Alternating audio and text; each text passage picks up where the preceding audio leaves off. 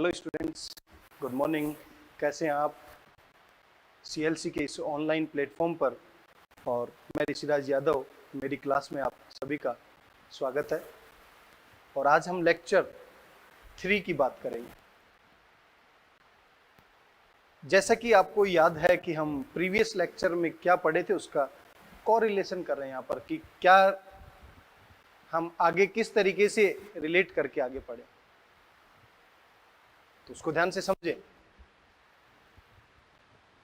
Lecture number 3। और last class में जैसा मुझे याद है, मैंने ये बातें बताई थी आपको कि ओपनिंग्स, यदि एक्सटर्नल नॉस्ट्रिल में 2 ओपनिंग है तो उसे बोलते हैं डायराइनस कंडीशन। और ये रेस्पिरेटरी पैसेज के बारे में बात कर रहे थे कि एयर एक्सटर्नल नॉस्ट्रिल से नेजल चैम्बर में, नेजल चैम्बर से इंटरनल लेयर में, इंटरनल लेयर से नेजोफेरिंक्स में, फिर ग्लोटिस, देन लैरिंग्स, ट्रेकिया, और ऐसे होती हुई फाइनली कहां पर पहुंचेगी? इस एल्यूलाई रीजन। यदि मैं इसको कंपेयर करूं तो जो रेड कलर में लिखा हुआ है alveolar duct, atrium, alveolar sac and alveoli, ये जो है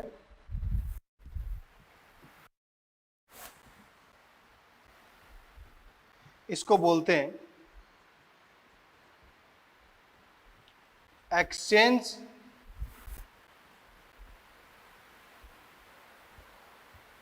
या रेस्पिरेटरी पार्ट या श्वसन भाग,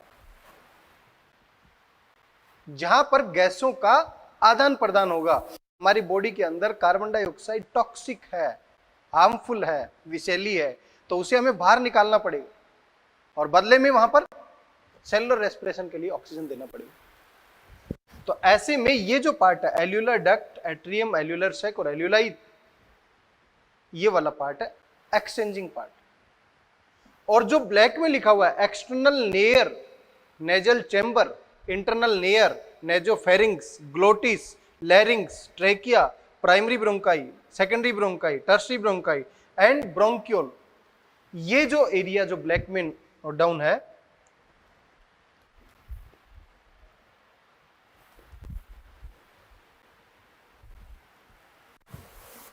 ये वाला पार्ट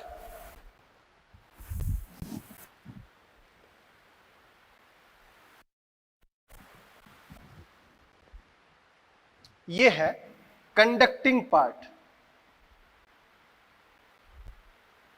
कंडक्टिंग पार्ट, और इसी को बोलते हैं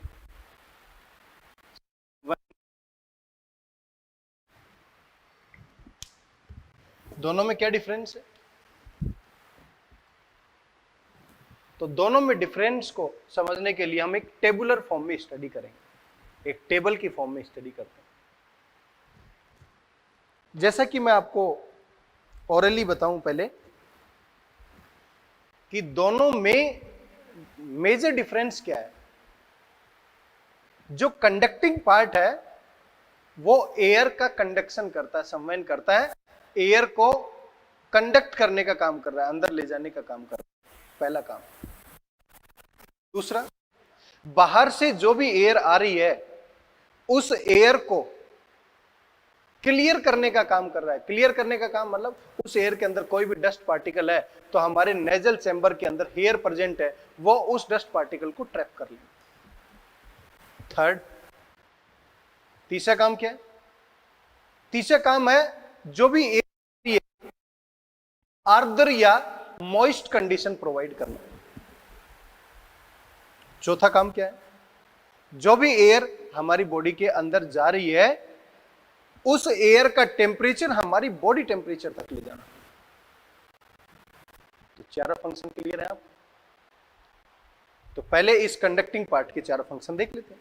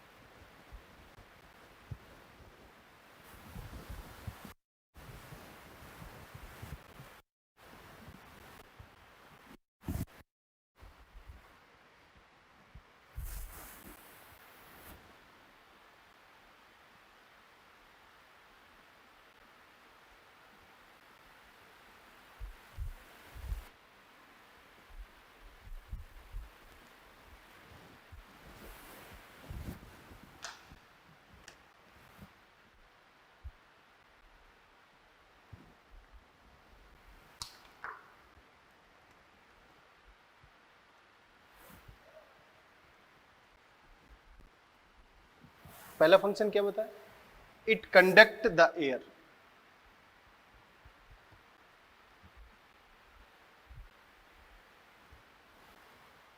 कहां से कहां तक? एटमॉस्फेयर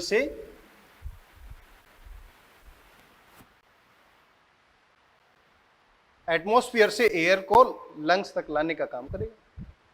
सेकंड,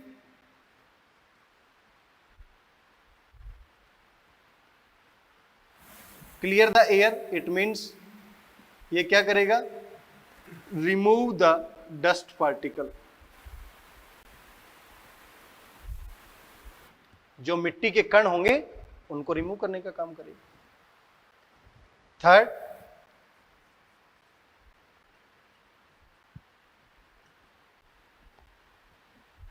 एयर को मॉइस्ट या आर्द्र करने का काम करेगा।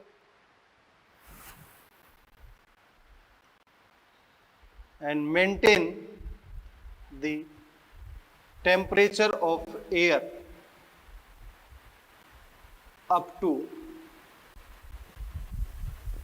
Body temperature.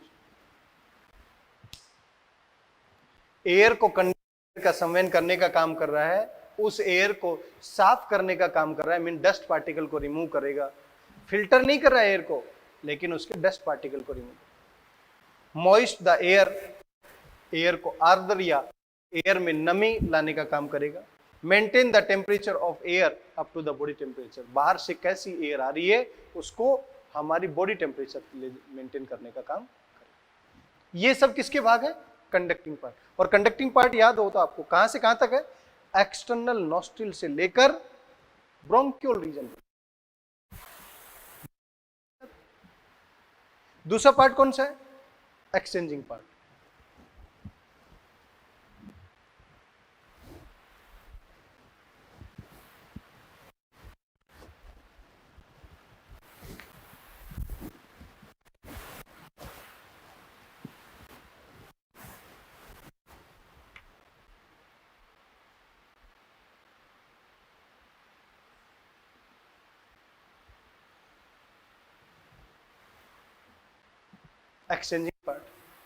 एक्सचेंजिंग पार्ट कौन कौन सा? Alveolar duct, atrium, alveolar sac,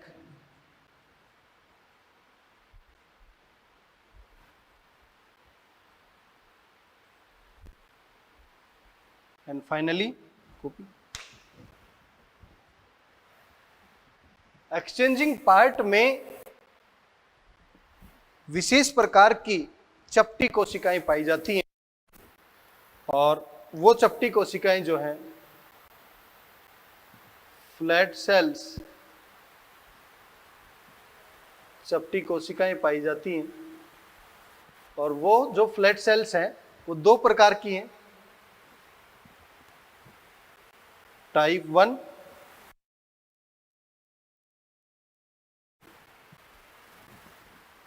type 1 को न्यूमोसाइट भी कहा जाता है,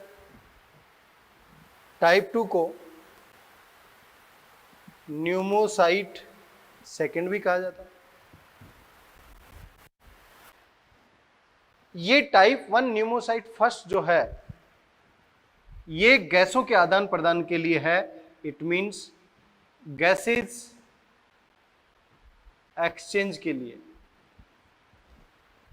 प्राइमरी फॉर्म में गैस के आदान प्रदान या गैसेस एक्सचेंज के लिए। जबकि न्यूमोसाइट सेकंड जो है ये रिलीज करेगी लेसिथिन, जो एक फॉस्फोलिपिड है जिसे डीपीसीसी भी कहा जाता है। ये रियली में एक सरफेक्टेंट का काम करता है। सरफेक्टेंट, तो यहां पर सरफेक्टेंट का काम, हमारी एल्यूलाई है कुछ इस तरीके से एल्यूलाई है। इस एल्यूलाई में एक फंक्शन तो क्या होना चाहिए? गैसियस एक्सचेंज, और दूसरा फंक्शन क्या होना चाहिए? कि इसका सरफेस टेंशन कम होना चाहिए ताकि एल्यूलाई ब्रस्ट ना कर जाए, फट नहीं जाए। तो ये सरफेस टेंट क्या करता है, सरफेस टेंशन को कम करता है। तो इस एक्सचेंजिंग पार्ट का मेजर रोल क्या है, एक तो गैसियस एक्सचेंज, टाइप 1 सेल काम करेंगे, दूसरी टाइप 2 सेल क्या करेगी, फॉस्फोलिपिड रिलीज करेगी जो सरफेक्टेंट टेंशन को लोअर करने का काम। आप दोनों में अंतर देख सकते हैं कि कंडक्टिंग पार्ट का रोल क्या था, एक्सचेंजिंग पार्ट का रोल क्या है। आगे चल के मैं डिस्कस करूंगा कि हम बॉडी के अंदर जितनी एयर जा रही है, एग्जाम्पल टाइडल वॉल्यूम होता है उसमें 500 ml एयर गई, तो एक्सचेंजिंग के पास में 500 नहीं, तो जो पार्ट कंडक्टिंग पार्ट में रह गया और वापस आ गया वो पार्ट आगे चलकर डेड वॉल्यूम या मृत आएगा, और जो पार्ट यहां पर आ गया उसको क्या बोलेंगे, एल्यूलर वेंटिलेशन। मींस लगभग 500 ml का 350 ml यहां पर आ जाता है, 300 ml इस कंडक्टिंग पार्ट में रह गया, तो ये डेड वॉल्यूम हो जाएगा और यहां पर आते आते एल्यूलर वेंटिलेशन का फंक्शन वॉल्यूम हो जाएगा। क्लियर है? तो अभी तक जो मैंने बातें की वो कंडक्टिंग पार्ट और दूसरा पार्ट एक्सचेंजिंग पार्ट, उन दोनों में डिफरेंस करने की, और आगे चलेंगे क्या।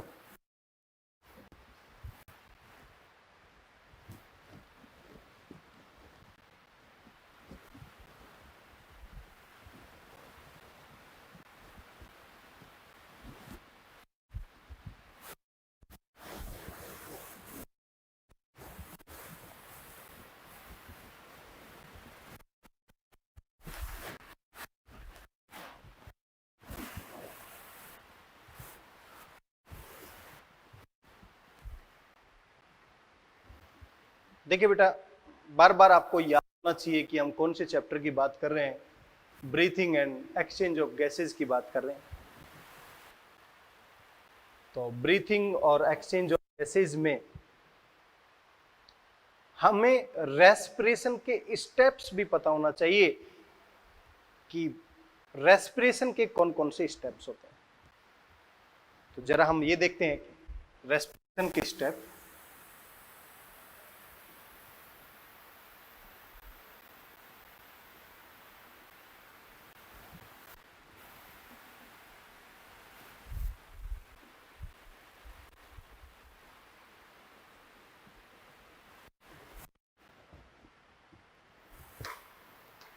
श्वसन के कौन कौन से चरण,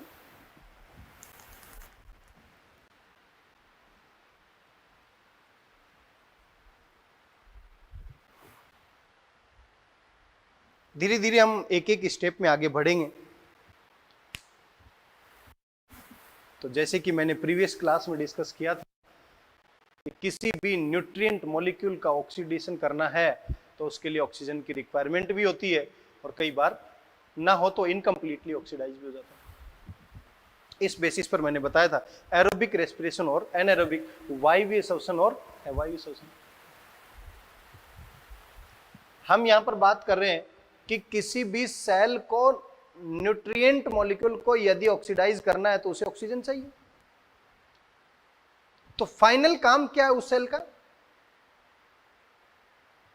ऑक्सीजन को कंज्यूम करके इसका कैटाबोलिक रिएक्शन।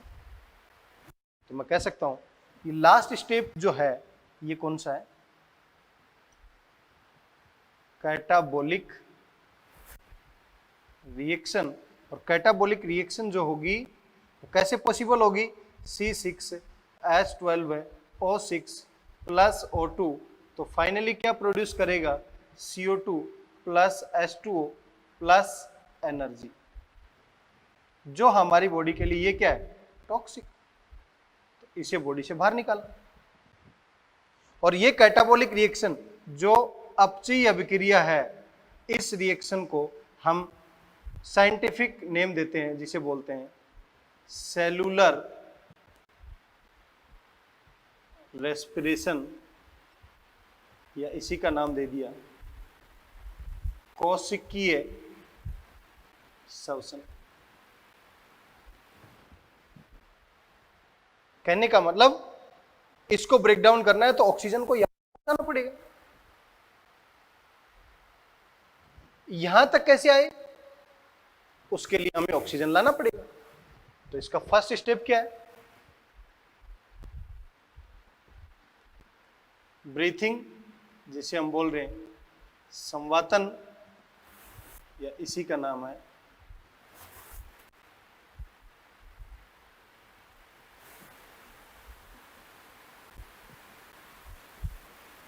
पल्मोनरी वेंटिलेशन या फुफ्फुसीय संवातन breathing. Simply means atmospheric fresh air को इन करना और बॉडी के अंदर कार्बन डाइऑक्साइड रिच एयर जो बनी है एल्यूलाई के अंदर, उसको बाहर निकालना। ब्रीथ इन और ब्रीथ आउट। तो हमारे पास ब्रीथ इन करने पर ऑक्सीजन आ गई, कहां तक पहुंच गई, एल्यूलाई तक। अब एल्यूलाई से हमें कहां ले जाना उसको, ब्लड में। तो मैं कह सकता हूं diffusion between एल्यूलाई and blood means यहां पर इस कूपिका और रक्त के बीच में क्या होगा, विसरण। तो यहां से एयर इस कूपिका से ब्लड में चलेगी, और ब्लड में चलेगी। ब्लड के अंदर क्या है, आरबीसी। ब्लड के अंदर क्या है, डब्ल्यूबीसी। ब्लड के अंदर क्या है, प्लेटलेट। ब्लड के अंदर क्या है, प्लाज्मा, जिसमें से आरबीसी एक कैरियर जो ऑक्सीजन और कार्बन डाइऑक्साइड दोनों को कैरियर के रूप में काम करेगी। इसका मतलब अब ब्लड से उसको क्या करना है, हमें transport of gases. Transport of gases means गैसों का परिवहन। और जैसे ही गैस ब्लड में जा रही है, अब कौन से लेवल पर पहुंच गई, टिश्यू के पास। टिश्यू के पास पहुंच गई तो फिर वापस क्या करना पड़ेगा हमें, diffusion. Diffusion between blood and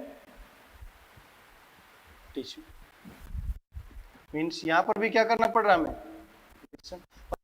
यहां पर O2 और CO2 क्या कर रहे हैं हम,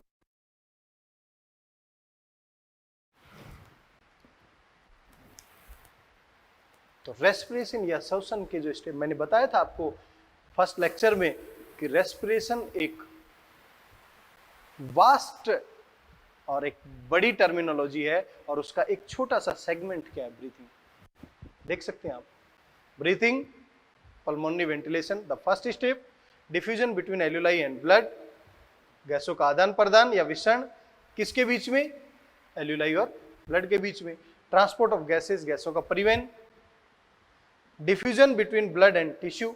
अब टिश्यू के पास पहुंच गए, टिश्यू किसका बना हुआ है, ग्रुप ऑफ सेल का, उस सेल ने ऑक्सीजन को कंज्यूम कर लिया, कैटाबोलिक रिएक्शन करेगी। These are the main steps of respiration.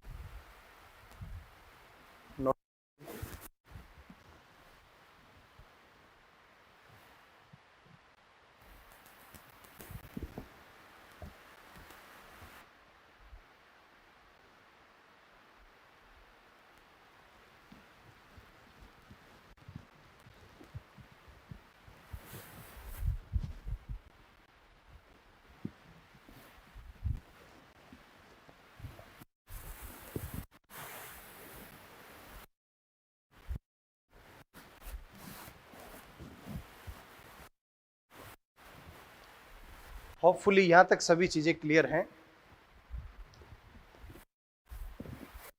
इसे इसमें कुछ इंपॉर्टेंट एस्पेक्ट में हिस्टोलॉजी या औत्की के बारे में भी हम छोटे से पार्ट की स्टडी कर लेते हैं जहां से क्वेश्चन पूछे जाते हैं।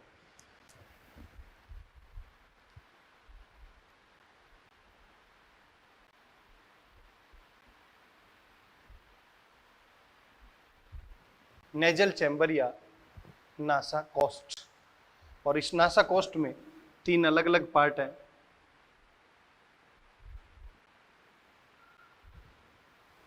वन इज वेस्टिब्यूल पार्ट, जो सबसे आउटर पार्ट है।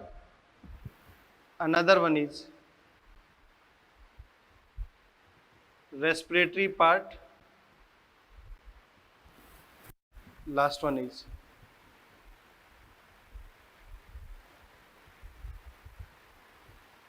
olfactory part। वेस्टिब्यूल, रेस्पिरेटरी और olfactory पार्ट, इनमें यहां पर देखा जाए तो एक olfactory पार्ट में न्यूरोसेंसरी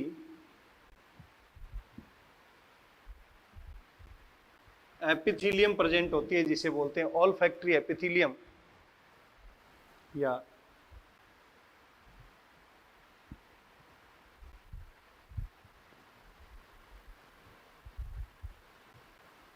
स्निडेरियन मेम्ब्रेन।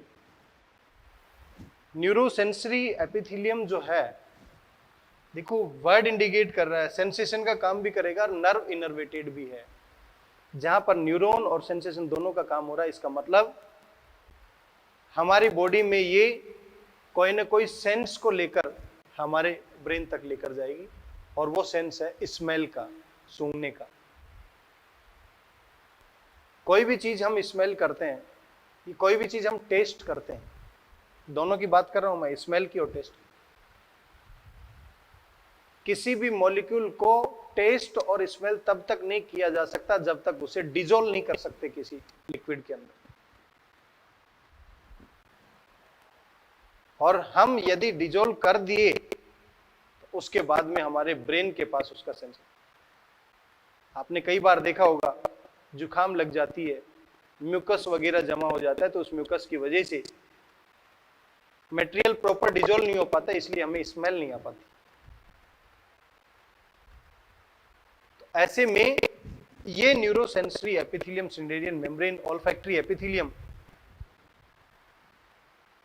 स्मेल में मेन रोल अदा करती है।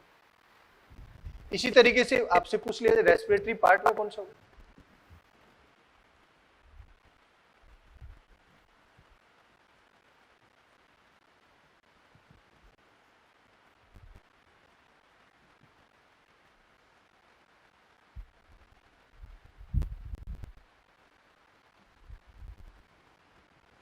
इसमें आभासी स्तरित सीलिएटेड कोलमनर एपिथेलियम या स्यूडो स्ट्रेटिफाइड एपिथेलियम प्रेजेंट होती है।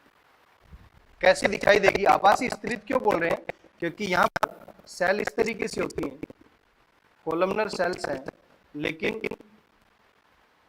ये बेसमेंट मेम्ब्रेन और यहाँ पर कुछ छोटी सेल भी, तो लॉन्ग सेल और स्मॉल सेल दोनों सेल प्रेजेंट है, इसीलिए ऐसा दिखाई देता है कि ये मल्टी लेयर्ड है।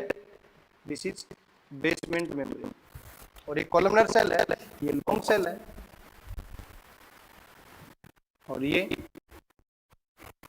तो स्तरित दिखाई देती है, इसीलिए इसको नाम क्या दिया गया? स्यूडो स्ट्रेटिफाइड, आभासी स्तरित सीलिएटेड कोलमनर एपिथेलियम मींस उपकला उत्तक यहाँ पर पाया जाता है। क्लियर है? नोट करें इसे।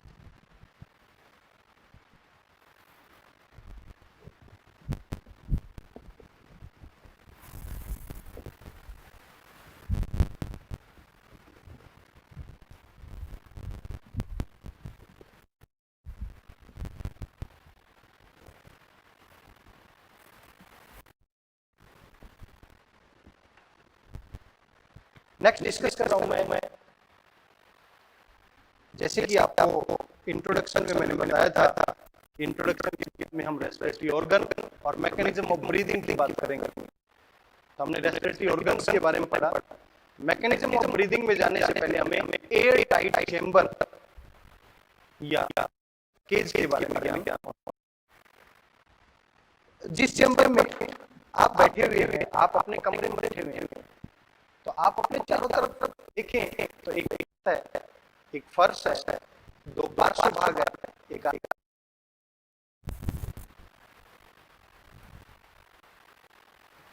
इस तरीके से आपको 6 अलग अलग सतह दिखाई दे रही है, दो साइड की, दो आगे पीछे की, ऊपर नीचे। तो ये एक केज, एक पिंजरे की तरह काम कर रहा है।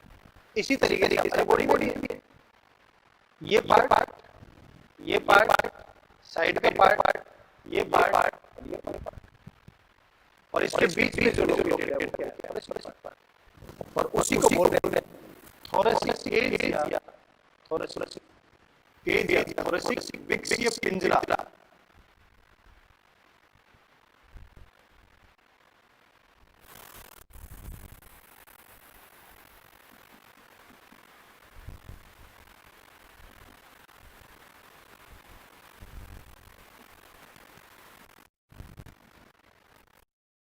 अभी मैंने बताया था कौन कौन से इसमें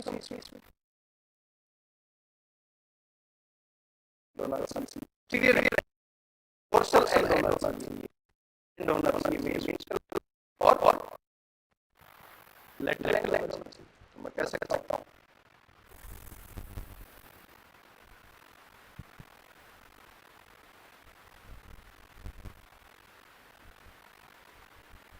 डोर्सल पार्ट,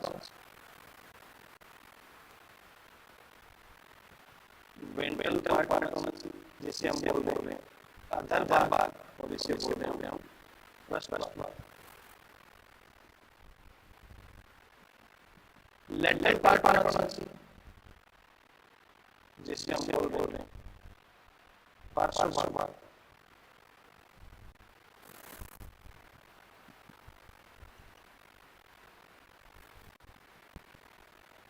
एंटीरियर पार्ट आना चाहिए, जिसे हम बोल रहे हैं अग्र भाग।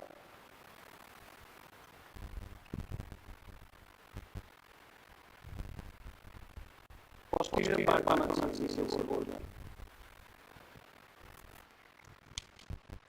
किसी भी थोरेसिक केज को कंपोज करने के लिए ये सारे भाग होने चाहिए, डोर्सल, वेंट्रल, लेटरल, एंटीरियर और पृष्ठ भाग, अधर भाग, पार्श्व भाग और अग्र भाग।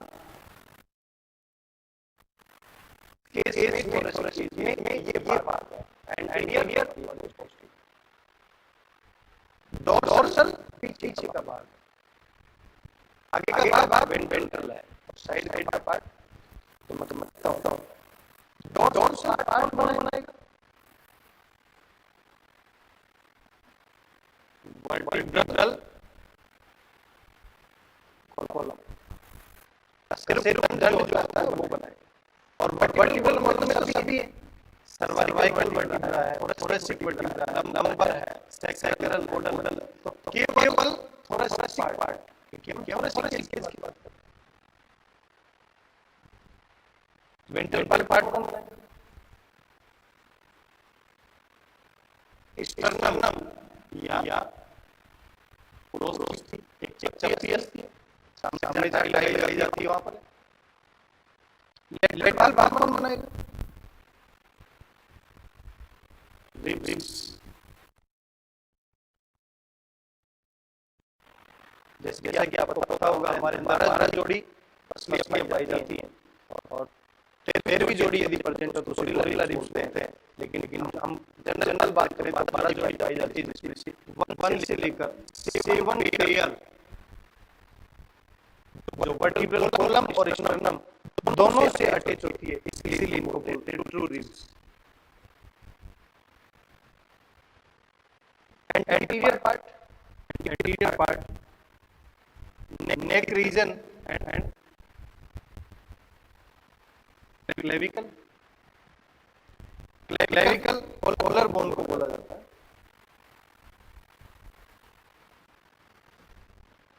पोस्टीरियर पार्ट यहाँ पर कौन है,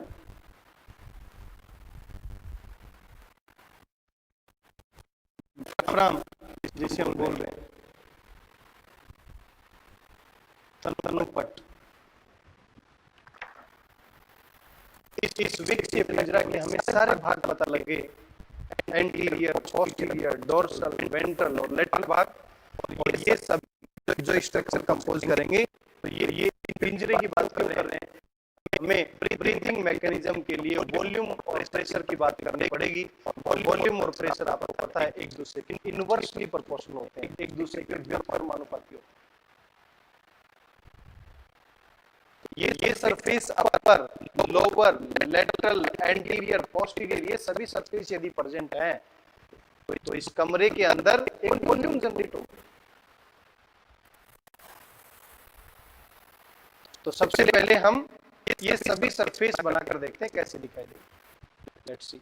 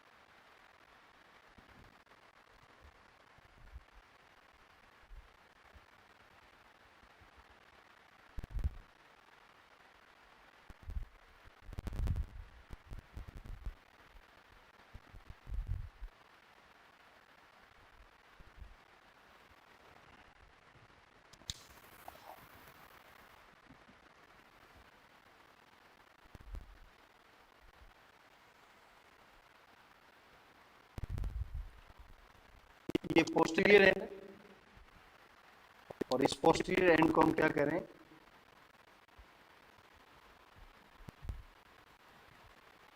डायफ्राम,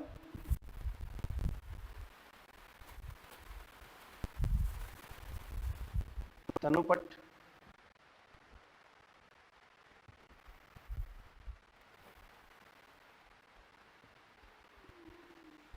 ये इसका एंटीरियर एंड है जिसे हम बोल रहे हैं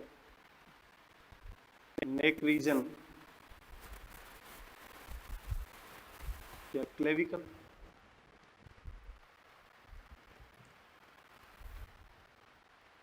one, two, three, four, five, six, ये इसका पार्श्व भाग है।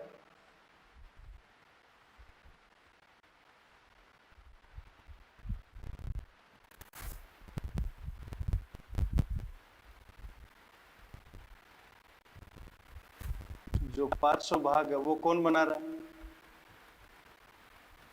रिब्स।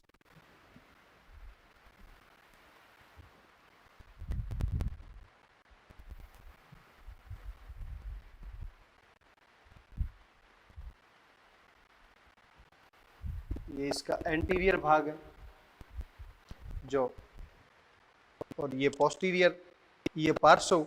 तो ये वाला जो पार्ट होगा ये कौन सा है, वेंट्रल या अधर भाग है।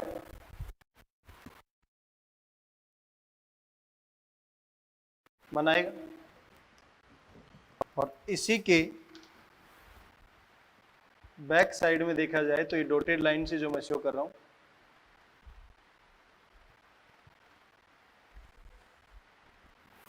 ये है वर्टिब्रल कॉलम या कशेरुकदंड। एंटीरियर, पोस्टीरियर, लेटरल, डोर्सल और वेंट्रल। तो ये जो डॉटेड लाइन से मैंने दिखाया है डोर्सल पार्ट है, जो कंटिन्यूअस लाइन ब्लैक से दिखाया है ये स्टर्नम या उरोस्थी वाला पार्ट है।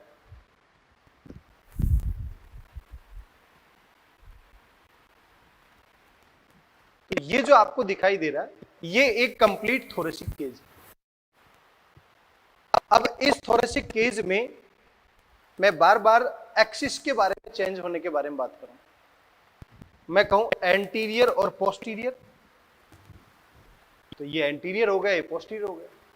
इस एक्सिस में चेंज करेगा, उसके लिए यहां पर इस डायफ्राम के पास स्पेसिफिक मसल्स हैं जिन्हें बोलते हैं डायफ्राम मसल, रेडियल मसल या फ्रेनिक मसल।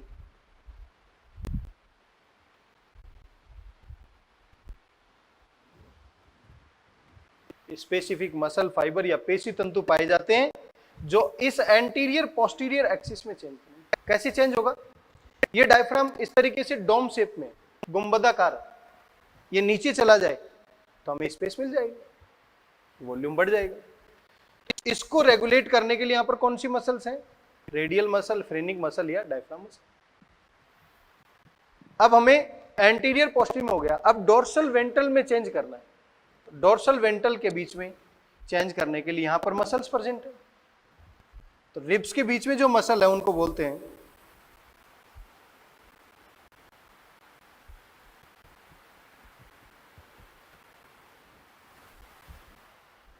अंतर पार्श्विक मसल। जो यहां पर है इंटरकोस्टल मसल जो है, अंतर पार्श्विक पेशियां जो है वो रिब्स के बीच में है, जो डोर्सल और वेंट्रल एक्सिस में चेंज करने का काम करेंगे। देखो बेटा, आज इस क्लास में मैंने क्या क्या बातें की आपसे। इस क्लास में मैंने बातें की कि किस तरीके रेस्पिरेटरी पार्ट कंडक्टिंग पार्ट से डिफर है। अलावा मैंने न्यूमोसाइट फर्स्ट और न्यूमोसाइट सेकंड की बातें की। न्यूमोसाइट फर्स्ट का रोल क्या था? एसियस एक्सचेंज। न्यूमोसाइट सेकंड का रोल क्या था? सरफेक्टेंट फॉस्फोलिपिड लेसिथिन रिलीज करना, जो सरफेस टेंशन को कम करेगा, जिससे कोशिकाएं क्षतिग्रस्त होने से बच जाएंगी। उसके बाद क्या बातें की? Different steps of respiration. और डिफरेंट स्टेप में हमने क्या क्या बातें की कि कैसे एयर को अंदर ले जाया जाए। तो फर्स्ट स्टेप था पल्मोनरी वेंटिलेशन या ब्रीदिंग, ब्रीथ इन और ब्रीथ आउट एयर। तो फ्रेश एयर को हमने इन लिया और CO2 रिच एयर को हमने बाहर निकाल लिया, पहले स्टेप। सेकंड स्टेप, उस एल्यूलाई से उन गैसेस को डिफ्यूजन के द्वारा, बाय सिंपल डिफ्यूजन द्वारा हमें हाई कंसंट्रेशन से लो कंसंट्रेशन की तरफ उनको क्या करवा दिया? मूव करवा दिया। तो मैंने बताया डिफ्यूजन बिटवीन एल्यूलाई एंड ब्लड में पहुंच गई। ब्लड में कैरियर आयन के फॉर्म में आरबीसी प्रेजेंट है। आरबीसी उनको कहाँ जा रहा है? टिश्यू तक ले जाएगा। It means transport of gases. जैसे टिश्यू के पास पहुंच गए, अब टिश्यू के पास पहुंचने के बाद में सेल उसको क्या करेगी? लेगी। तो सेल लेने के लिए वहां पर वापस डिफ्यूजन होगा। तो diffusion between blood and tissue. Oxygen कहां पहुंच गई? सेल के पास में। सेल ने क्या कर लिया? उसको सेलुलर रेस्पिरेशन में, मींस कैटाबोलिक रिएक्शन में यूज कर लिया। और कैटाबोलिक रिएक्शन से फर्दर क्या किया? CO2 रिलीज करवाई। और ये CO2 हार्मफुल है बॉडी से, इसे क्या करना पड़ेगा? तो डिफरेंट स्टेप्स के बारे में बातें की। उसके बाद मैंने बातें की कि नेजल चैम्बर के अंदर हिस्टोलॉजी क्या क्या है। तो नेजल चैम्बर में रेस्पिरेटरी जो पार्ट है, एक ऑल्फैक्टरी पार्ट है। तो नेजल चैम्बर के अंदर जो रेस्पिरेटरी पार्ट है उसमें pseudo stratified columnar epithelium present होती है, जबकि ऑल्फैक्टरी एपिथेलियम में न्यूरोसेंसरी एपिथेलियम प्रेजेंट है, जिसे हम बोल रहे हैं सीड एरिया में। क्लियर है मेरी बात यहां तक?